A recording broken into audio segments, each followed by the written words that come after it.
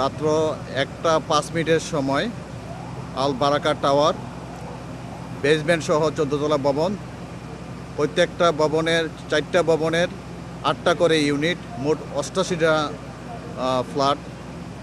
ফ্ল্যাটের 12D1 আর 13D1-এ অগ্নিকাণ্ড সংঘটিত হয়। অগ্নিকাণ্ড সংবাদ প্রাপ্তির সাথে সাথে আমাদের পলাশী থেকে 2টা ইউনিট এবং সিদ্দিক বাজার ফায়ার স্টেশন থেকে আরও 4টা ইউনিট, মোট 6টা ইউনিট ঘটনাস্থলে উপস্থিত হয়ে দ্রুত তারা সিঁড়ি বেয়ে উপরে উঠে অগ্নিকাণ্ড নিয়ন্ত্রণে প্রায় 2 ঘন্টার ভিতরে অগ্নিকাণ্ডটা নিয়ন্ত্রণ করে নিয়ে আসে। অগ্নিকাণ্ড নিয়ন্ত্রণ করার পর দেখা যায় যে 12D1-এর ভিতরে, ওয়াশরুমের ভিতরে 2জন 25 বছরের যুবক আটকা পড়া অবস্থায় ছিল। তাদেরকে দ্রুত রেস্কিউ করে আমরা তাকে হাসপাতালে প্রেরণ করি। আর কোনো আহত পাই নাই। আর আগুনটা আমরা এখন নির্বাপনের কার্যক্রম চলমান অবস্থায় আছে। আগুনের সূত্রপাত কোত্থেকে হয়েছে? আগুনের সূত্রপাত এখনও বলা যাচ্ছে না। আমরা আগুন নির্বাপনের কার্যক্রম চলমান আছে। আগুনের ক্ষতি এবং উদ্ধার এটা পরবর্তীতে আমাদের জানা যাবে কি কারণে আগুনটা লাগছে বা কি ক্ষতির পরিমাণ। মোট কয়টা ইউনিট শেষ পর্যন্ত আসছে এখানে আগুন নিয়ন্ত্রণে? মোট 6টা ইউনিট আসছে আমাদের। আচ্ছা, আগুন যেখানে লেগেছিল সেই জায়গাটা কি? সেটা হলো আবাসিক বাসা, ফ্ল্যাট ভবন। কার এটা আপনারা শনাক্ত করতে পারছেন কার বাসা ছিল?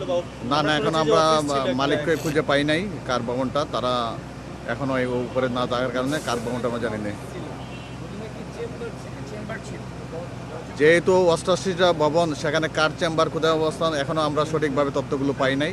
তথ্যগুলো আমরা আগুন নির্বাপন করার পরে নেওয়ার পর আপনাদেরকে জানাতে পারবো। ক্ষয়ক্ষতির পরিমাণ কি কিছু বোঝা গেছে? ক্ষয়ক্ষতির পরিমাণ যেহেতু 2টা ফ্ল্যাটে অগ্নিকাণ্ড সংঘটিত, 2টা ক্ষতিগ্রস্ত হয়েছে। একটা 12 তলায় একটা ফ্ল্যাট এবং 13 তলার একটা ফ্ল্যাট ক্ষতিগ্রস্ত হয়েছে।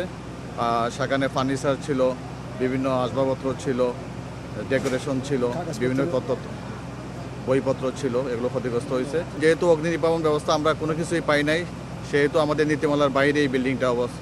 যে কোনো অগ্নি দুর্ঘটনার সময় যখন আমরা একটা ইউনিটে আগুনের সংবাদ আমরা পাওয়ার সাথে সাথে আমাদের পলাশী থেকে একটা ইউনিট ঘটনাস্থলে দিকে রওনা হয়, 2টা ইউনিট রওনা হয় এবং তারা বলে যে আগুনের ভয়াবহতা অনেক বেশি কারণে তারা সাথে সাথে সাহায্য চাওয়ার পরে আমাদের সিদ্দিক বাজার ফায়ার স্টেশন থেকে আরও 4টা ইউনিট ঘটনাস্থলে আসে। এটাই আমাদের নিয়ম।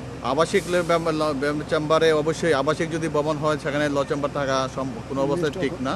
যদি আবাসিক কাম বাণিজ্যিক হয় সেখানে থাকতে পারে। আমি প্রথমে একেবারে টপে ছাদের উপরে যাই, পরে দেখলাম যে ওখানে আগুনের তাপটা এত বেশি যেখানে আমাদের পক্ষে এটা নিয়ন্ত্রণ করা সম্ভব ছিল না। ফায়ার সার্ভিস আসা পর্যন্ত অপেক্ষা করি। ফায়ার সার্ভিস আসার পরে তারা সিঁড়ি বেয়ে সেই 12 তলা এবং 13 তলায় গেছে।